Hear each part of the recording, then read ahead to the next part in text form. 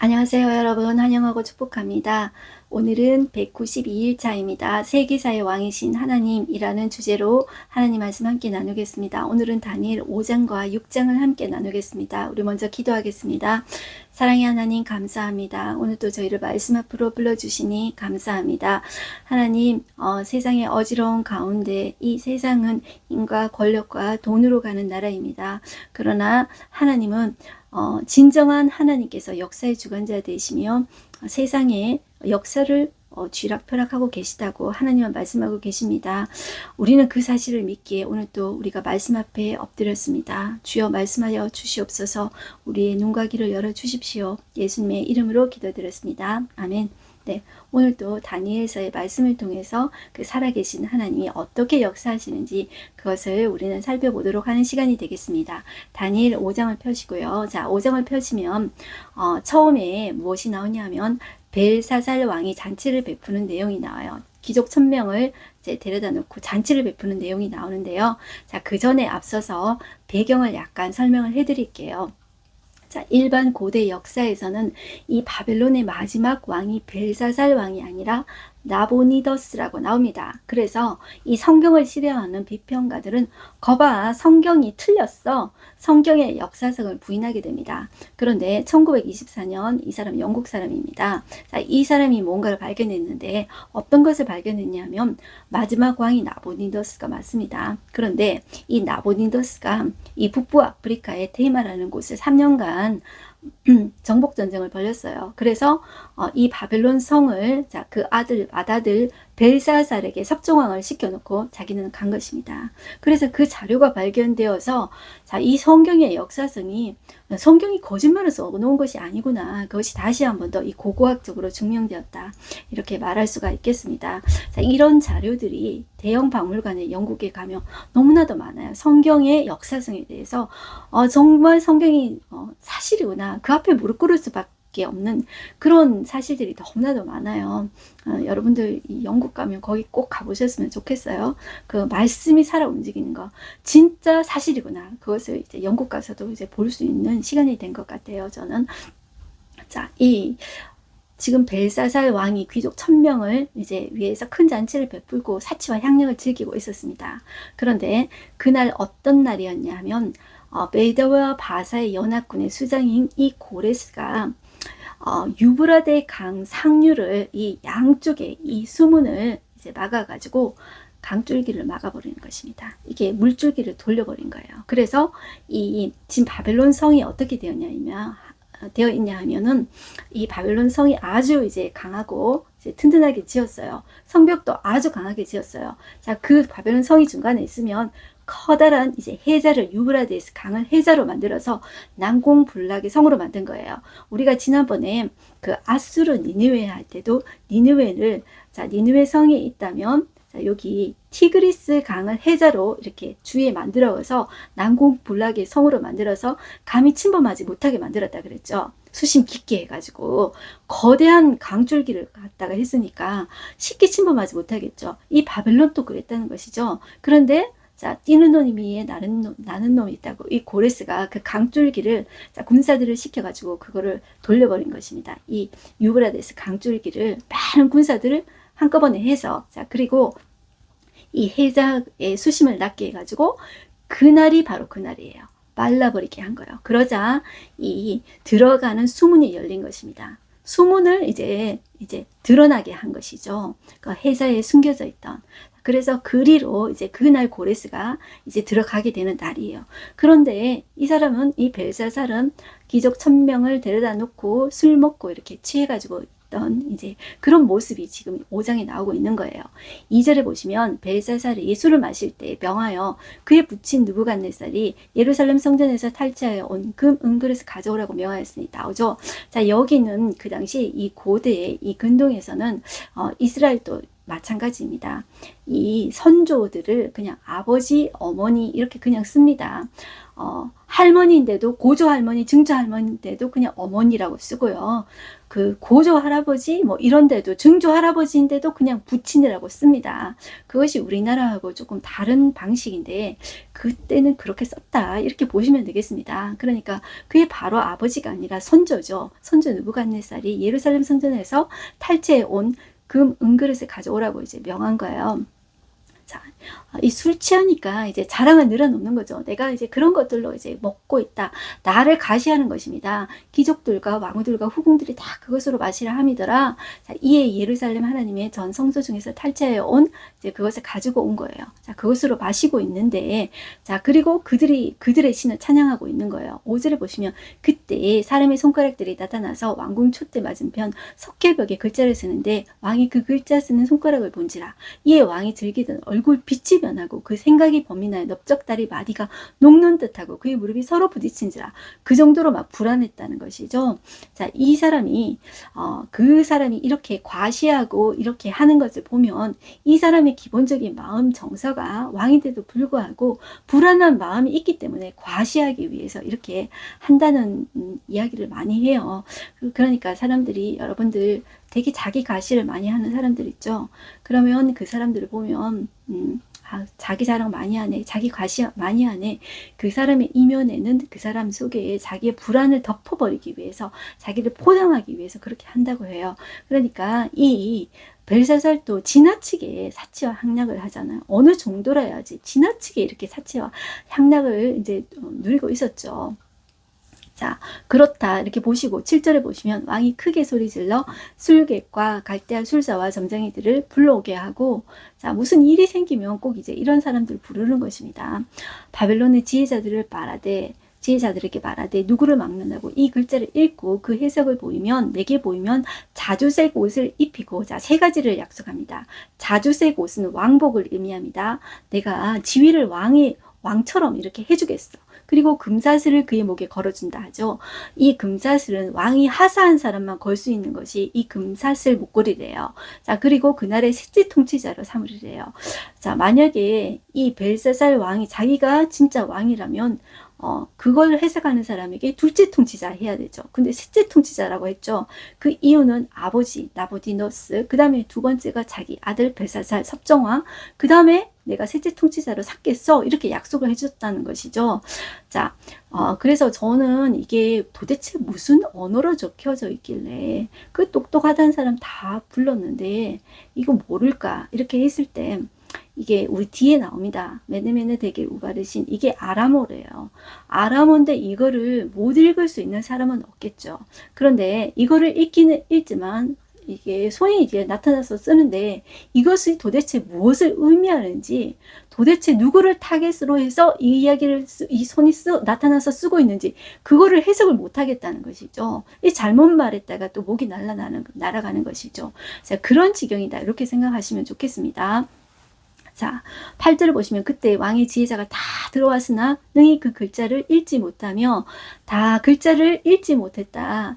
글자를 아람어로 썼는데 읽기는 읽어도 그 뜻이 무슨 뜻인지 이제 알 수가 없었다 이런 뜻이라고 합니다. 그것은 저의 해석이 아니라 제가 찾아보니까 이렇게 적혀져 있더라고요. 그러니까 다 모르면은 다니엘이 다시 등장할 수 있는 이제 계기가 된 것이죠. 그러니까 이것이 하나님이 하신 일이라고 보시면 돼요. 그러니까 겉모양으로는 지금 고레스가 지금 와 있고, 지금 겉모양으로는 손이 나타나서 글자를 쓰는데 아무도 그것을 해석을 모른다.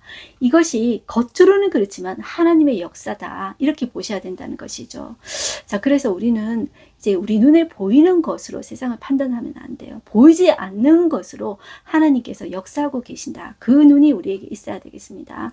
자, 그래서 9절에 보시면 그러므로 벨사살 왕이 크게 범민하여 그의 얼굴빛이 변하였고 귀족들도 다 놀랐어요. 10절에 보시면 왕비가 왕과 그의 귀족들의 말로 말미암아 잔치하는 궁이 들어왔어요.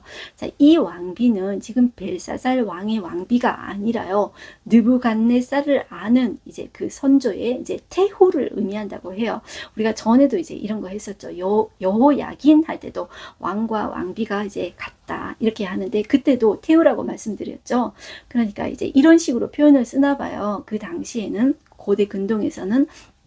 자, 그래서 이 느부갓네살을 아는 왕비가 들어왔어요. 그러면서 왕이여 만수무강하옵소서, 왕의 생각을 범민하게 하지 말며 얼굴빛도 변할 것이 아니니이다. 왕의 나라에 거룩한 신들의 영이 있는 사람이 있다. 자, 그 사람은 이제 왕의 부친 때 있었던 사람이다. 그러면서 그 사람이 누구냐 했을 때 다니엘이란 것이죠. 자, 그 사람은 이름이 벨드사살이다. 이렇게 이야기하고 있죠.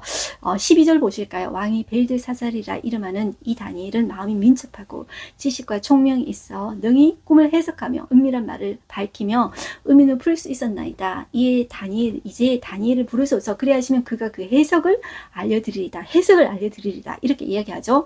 자, 13절 다니엘이 부름을 받아서 왕 앞에 나왔어요. 자, 왕이 다니엘에게 이렇게 이야기합니다. 네가 나의 부왕이 유다에서 사로잡아 온 유다 자손의 그 다니엘이냐? 지금 두려워서 아무도 해석을 못해서 다니엘을 불렀잖아요. 그런데 꼭 이 말을 해야 되겠습니까?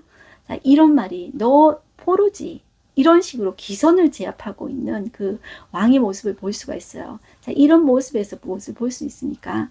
참 이제 교만하다. 지금 자신의 처지를 모르고 있다. 지금 고레스가 지금 여기 바로 앞에 와 있어요. 이날 밤에 고레스에 의해서 죽임당해요. 그런데 그때까지도 이렇게 교만해 있는, 네가 지금 그 포로로 끌려온 그 다니엘이냐, 이렇게 사람을 비하하고 있는 것을 보세요. 거기에 다니엘은 요동하지 않습니다. 14절 보시면 내가 네게 대하여 들은즉 내 안에는 신들의 영이 있으므로 네가 명철과 총명과 비상한 지혜가 있다도다. 자, 이 사람도 들었다는 것이죠.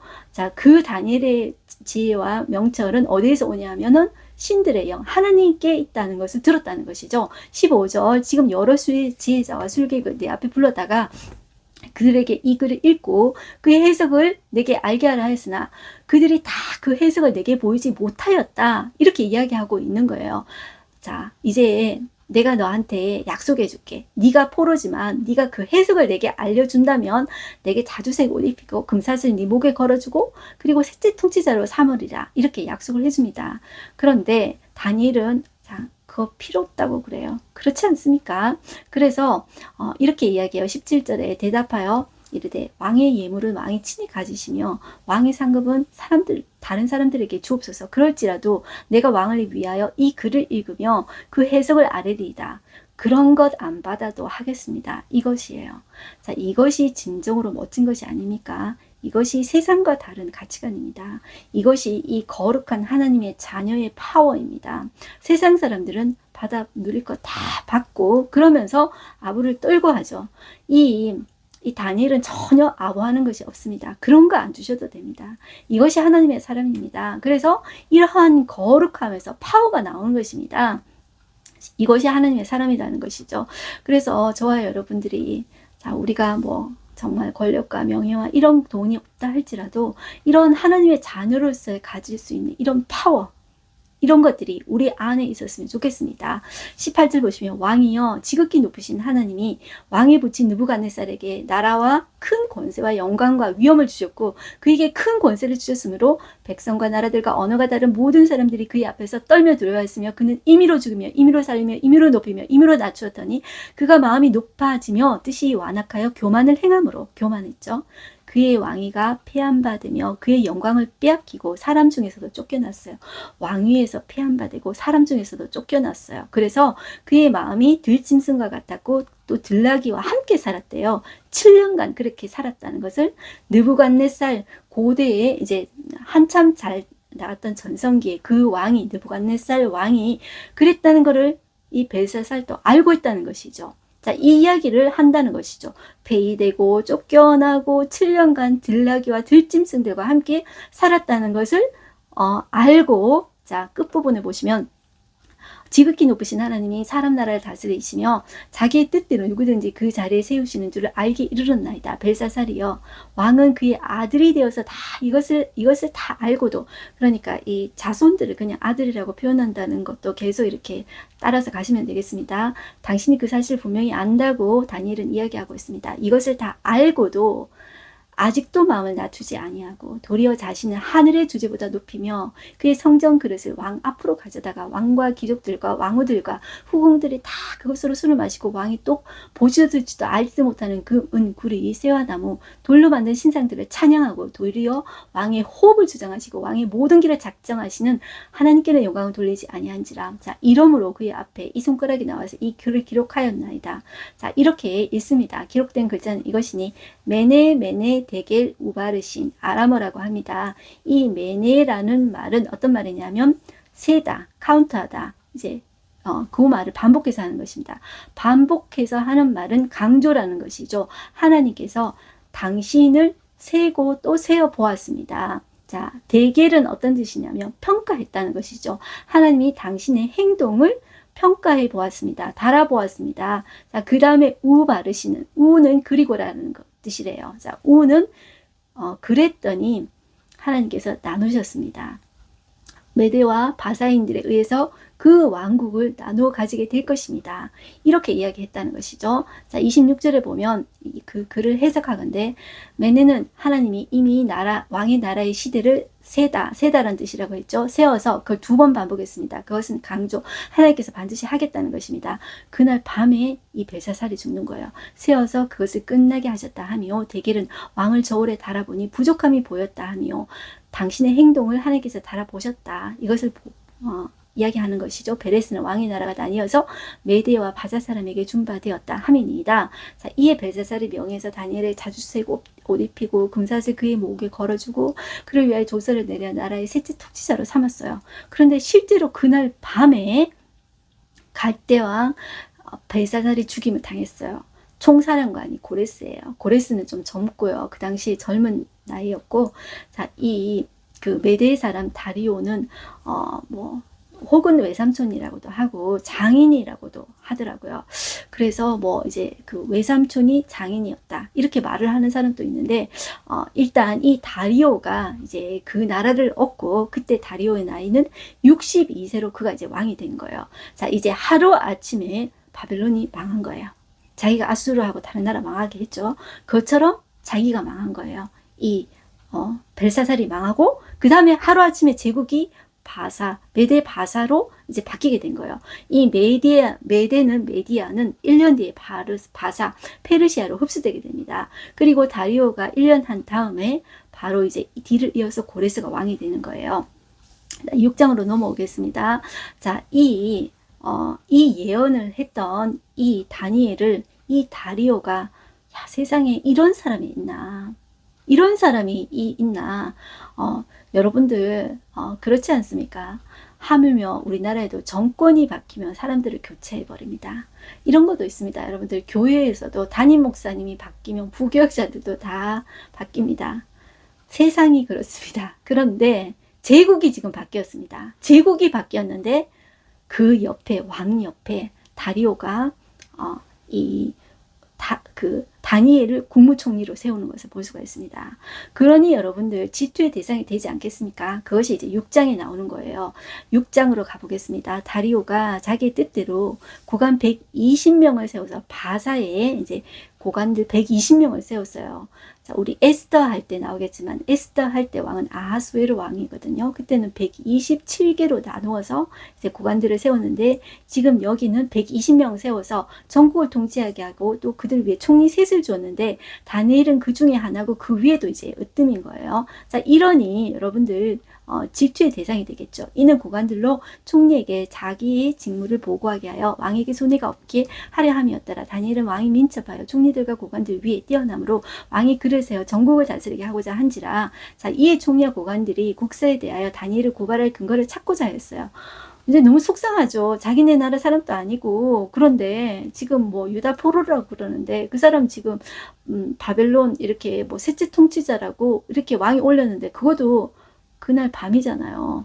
바로 이제 다른 이제 제국인데 쓴다는 것이 기분 나쁜 일이 아니겠습니까? 자, 그래서 자기들끼리 이렇게 머리를 굴린 것이죠. 그러면서 다니엘을 고발할 근거를 찾고자 했지만 아무 근거, 아무 허물도 찾지 못했어요.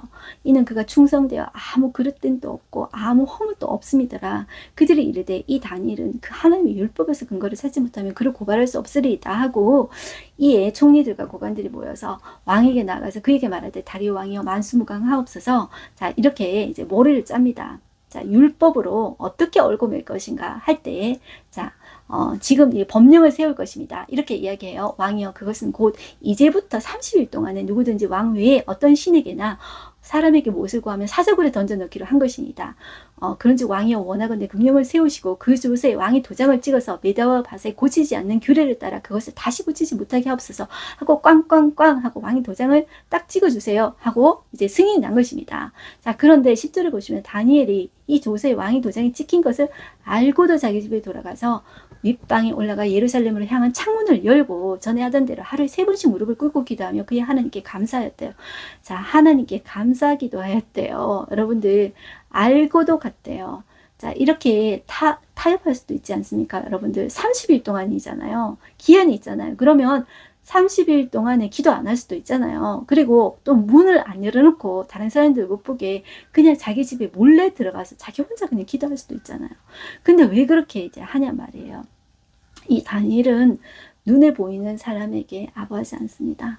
이제 눈에 보이지 않는 그 하나님을 바라보는 거예요. 그러면서 자기가 할 왕에게 할 충성을 다 하는 것입니다.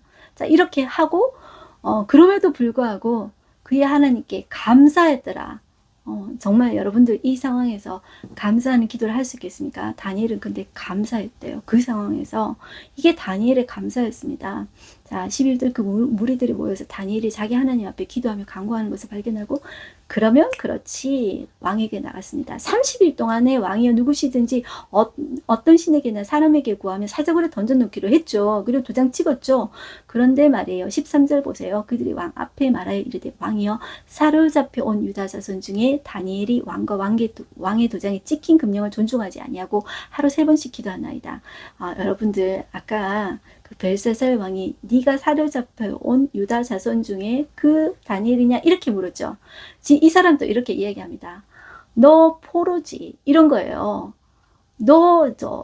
여러분들 지금 이 다리오 왕이 이 포로여도 출신 성분에 상관없이 이 다리오 왕이 총리의 으뜸으로 세우지 않았습니까? 국무총리로 세우지 않았습니까? 그러면 자기보다 지위가 높잖아요. 그러면 이런 말 하면 안 되죠. 그런데 사로잡혀 온 유다 자손 중에 저 포로죠. 이렇게 한다는 것이죠. 얼마나 이 출신 성분을 이렇게 따지면서 사람을 이렇게 비하하고 있습니까? 자, 이런 사람들이 있습니다.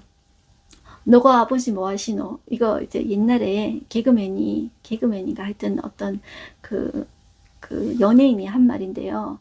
자, 이런 것들로 사람들은 기를 죽입니다. 너 출신 어디야? 이런 식으로 기를 죽입니다. 이거 있잖아요. 이런 사람들 교회 다녀도 이런 사람들이 있어요. 그런데 이거 있잖아요. 절대로 좋은 거 아니에요. 예수님은 나사렛 시골 출신이었잖아요. 그 천지를 만드신 예수님이 시골에 가셔서 사시고 가난하게 사셨어요. 그런데 너 출신 어디야? 이렇게 묻는다는 것이죠. 얼마나 비열합니까? 자, 이 사람들이 지위가 다니엘 한참 더 높잖아요. 그런데도 불구하고 저 포로 이렇게 하면서 손가락질하면서 왕에 가서 꼬바른 거죠. 14절 보시면 자기도 이 말을 듣고 그로 말미암아 심히 근심하여 다니엘을 구원하려고 마음을 애쓰며 마음을 쓰고 그를 건져내려고 힘을 다하다가 해가 질 때까지 이르렀어요. 자, 신하들이 무리가 때려치워 와가지고 넣어야 됩니다 하면서 이제 그래서 16절 보시면 이제 왕이 명령해서 다니엘을 끌어다가 사자굴에 던져 넣었죠.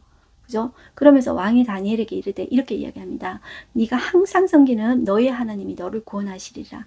이게 다리오의 고백이에요. 17절 이에 돌을 굴려다가 돌 어기를 막음에 왕이 그의 도장과 기족들의 도장으로 봉하였으니 이는 다니엘에 대한 조치를 고치지 못하게 함이었더라. 자, 왕이 밤새도록 금식하고 그 앞에 오락을 그치고 잠자기를 마다했어요. 이튿날 바로 새벽에 일어났대요. 급히 사자굴로 가서 다니엘이 등 굴에 가까이 이르러서 슬피 소리 질러서 다니엘에게 이렇게 물었어요. 하나님의 종 다니엘아, 네가 항상 섬기는 네 하나님이 사자들에게서 능히 너를 구원하셨느냐 하니라. 다니엘이 왕에게 아뢰되 왕이여 원하건대 왕은 만수무강하옵소서. 나의 하나님이 이미 그의 천사를 보내어 사자들의 입을 봉하였으므로 사자들이 나를 상해하지 못하였사오니 이는 나의 무죄함이 그 앞에 명백함이오며 또 왕이여 나는 왕에게도 해를 끼치지 아니하였나이다 하니라.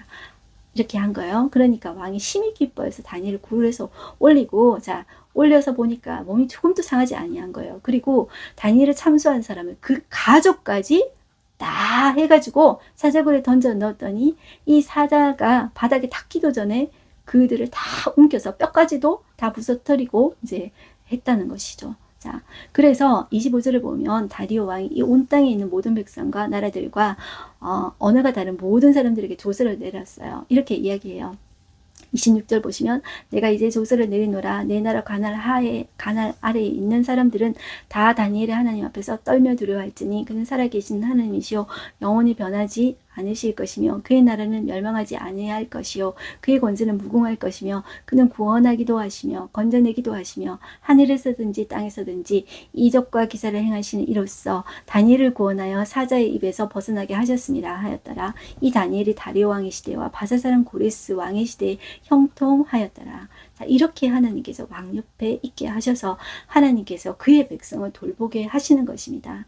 이것이 하나님입니다. 그래서 역사의 주관자는 어떤 제국의 왕이 자기 마음대로 내 말이면은 모든 걸 할 수 있어 이렇게 생각하지만 하나님이 그 위에 계시다는 것이죠.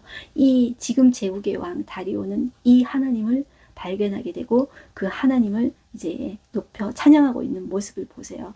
이것이 하나님이 원하시는 이제 하나님 나라의 모습이셨어요.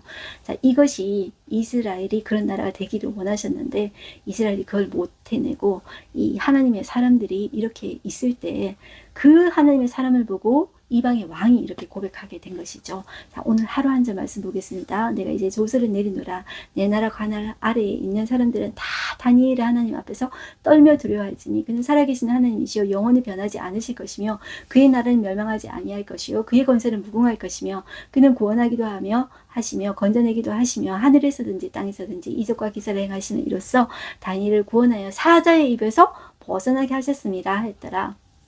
자, 사람들은 다니엘을 통해 그 뒤에 계신 하나님을 보았습니다. 그리고 그들도 그 하나님을 고백하고 있는 것을 우리는 이 끝부분에서 보았습니다. 하나님이 우리를 세우신 이유는 우리를 보고 우리 안에 하나님이 살아계신 것을 보기를 원합니다. 그리고 하나님은 우리를 통해서 그들도 그 하나님 앞에 나오라고 우리를 도구로 쓰기를 원하십니다. 저와 여러분들이 그런 하나님의 도구가 되어지는, 그래서 하나님의 영광을 올려드리는 사람들이 되어졌으면 좋겠어요. 그래서 이것을 선한 영향력이라고 하죠. 연예인들 중에 이런 분들 계시지 않습니까? 그 연예인이라서 그런 것이 아니라 우리 또한 하나님께서 그런 도구로 쓰이기를 하나님께서 원하신다는 것이죠. 우리 딱 보면은 저 사람은 다른 사람과 달라 이렇게 세상 사람들로부터 평가받고 하나님께서 자, 그 속에서 하나님이 어떤 분이신지 궁금증을 갖게 하고 하나님을 드러내기를 원하신다는 것을 우리가 꼭 기억했으면 좋겠습니다. 기도하겠습니다. 하나님 아버지 감사합니다. 하나님 이 다니엘을 쓰시는 그 하나님을 보게 됩니다. 하나님 우리 비록 부족하지만 우리 안에 하나님을 사랑하게 해주십시오. 하나님을 사랑함으로 말미암아서 우리 안에 그 하나님의 성품이 흘러넘치게 해주십시오. 우리 안에 하나님의 사랑과 하나님의 진리와 하나님의 지혜가 흘러넘쳐서 세상과 차원이 다른 우리가 되게 하여 주시옵시고 그리고 우리 안에 세상은 갖지도 못한 그런 거룩함에 순결한 하나님의 자녀로서의 그런 아름다움, 그 고귀한 파워가 있게 하여 주시옵소서. 그래서 뭔가 다르다. 세상 사람들이 보고 뭔가 다르다. 나도 네 안에 있는 도대체 무엇 때문에 네가 그렇게 살아가는지 나도 그 하나님을 믿고 싶다. 이렇게 되어지는데 우리가 사용되어지기를 소망합니다. 주여 우리가 하나님을 더욱더 사랑하고 닮아가기를 소망합니다. 하나님 우리를 빚어주시옵소서. 하나님께서 세워주셨을 때 결코 교만한 자리에 이르지 말게 해주시고 사람들에 대해서 너 출신 어디야 이렇게 따지면서 상대적으로 사람들을 비하하고 나 자신을 과시하는 자 절대로 되지 않게 하여 주시옵소서. 하나님 영광만 올려드리는 우리 되게 하여 주시옵소서. 예수님의 이름으로 기도드렸습니다. 아멘. 네, 여러분들 오늘도 승리하십시오. 우리는 하나님의 아름다운 자녀입니다. 화이팅입니다.